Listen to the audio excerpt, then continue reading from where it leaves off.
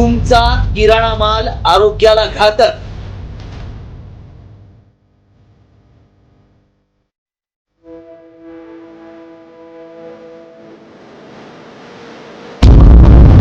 कालबाह्य ब्रँडेड पदार्थांची सर्रास विक्री।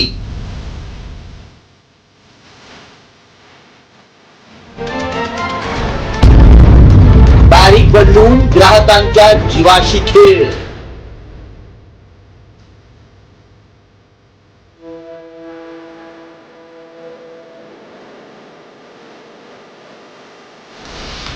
तुम्ही आतापर्यंत दुधातील भेसळ, बोगस पनीर, चायनीज तांदूळ असे प्रकार अनुभवले असतील, ऐकले देखील असतील, पण आता आम्ही तुम्हाला जे दाखवणार आहोत त्यानं तुमच्या पायाखालची वाळू सरकल्याशिवाय राहणार नाही।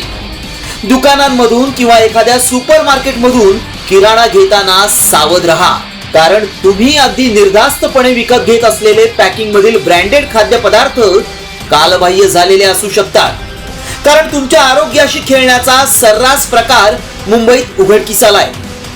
एक्सपायर झालेले म्हणजेच मुदत संपलेल्या खाद्यपदार्थांवरील तारीख काढून तिथे चक्क नवी तारीख टाकून विक्री करण्याचा धक्कादायक प्रकार शिवडीतल्या एका गाळ्यात सुरू असल्याचा पर्दाफाश झालाय।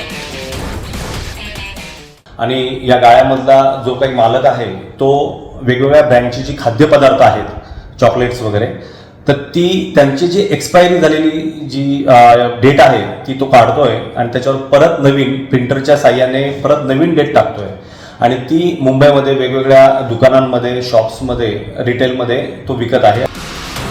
मुंबई आर्थिक गुन्हे शाखा आणि अन्न औषध प्रशासनानं संयुक्तरित्या ही कारवाई केली आहे। नक्की कसा सुरू होता हा गोरखधंदा पाहूया। मुंबईत कालबाह्य झालेल्या खाद्यपदार्थांची मोठ्या प्रमाणात विक्री होत असल्याची माहिती पोलिसांना मिळाली। अगदी रोजच्या खाण्यातील खाद्यपदार्थांसोबत हा खेळ सुरू होता। मुदत संपलेल्या खाद्यपदार्थांवर नवीन तारीख छापून ग्राहकांच्या जीवाशी खेळ केला जात होता। क्लिनरच्या मदतीनं पॅकिंग वरील मूळ तारीख काढली जायची। हँडहेल्ड प्रिंटरच्या मदतीनं नवी तारीख छापली जायची। अमूल, ब्रिटानिया, पेप्सी अशा नामांकित कंपन्यांच्या कालबाह्य पदार्थांची सर्रास विक्री होत होती। शिवडीतल्या गाळ्यामधून सुमारे 9 लाखांचा माल जप्त करण्यात आलाय। ब्रिटानिया त्याचबरोबर अमूल या कंपनीचे बरीच खाद्यपदार्थ त्याच्यामध्ये आहेत। गुलाबजामुन, बिस्किट्स, कॉफी, घी, चॉकलेट्स आहेत, चीज कुकीज आहेत, लस्सी आहे, बासुंदी, अशी वेगवेगळी अनेक खाद्यपदार्थ जी एक्सपायरी झालेली आहेत ती आपल्याला त्या ठिकाणी मिळालेली आहे। बऱ्याचदा आपण तारीख पाहून नामांकित कंपनीचे खाद्यपदार्थ घेतो, मात्र हीच तारीख तुम्हाला आजारी पाडू शकते। मुंबईतल्या या धक्कादायक प्रकारानं गृहिणींची झोप उडाली नाही तर नवल।